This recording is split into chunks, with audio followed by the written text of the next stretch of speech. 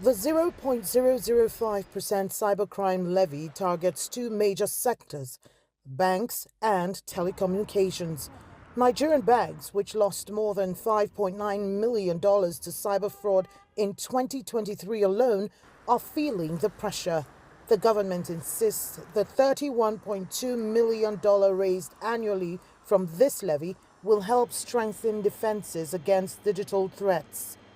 As a country, we also provide that infrastructure that will enable people who want to get into such fintech facilities to be able to key into them. Because when you hear that there are cabling across the ocean or cabling across countries, these things are done by countries, and so the country needs to benefit from some of them.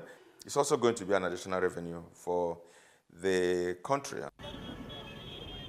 While the revenue boost could help secure Nigeria's digital landscape, the added financial burden has raised concerns.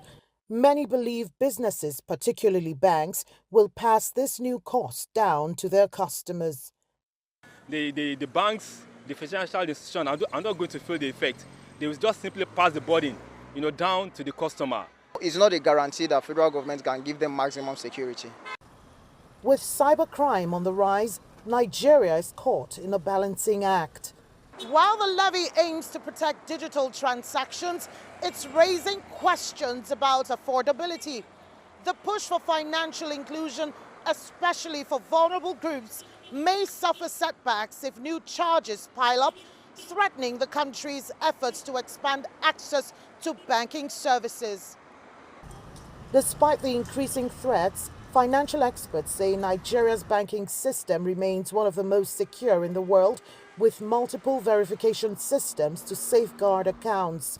However, they argue that boosting digital literacy and awareness may be more effective in curbing cyber fraud than imposing additional charges on services. Nigeria is quite secured.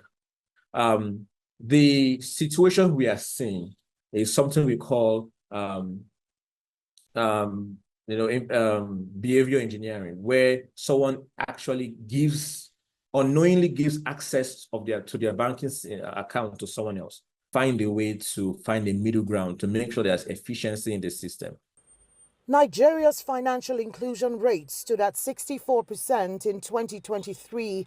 Analysts warn that more fees like this levy could slow down progress in digital adoption, especially in rural areas. They suggest focusing on optimizing current fees and policies to ensure security while keeping services affordable. Kelechi Emekalam, CGTN Abuja, Nigeria.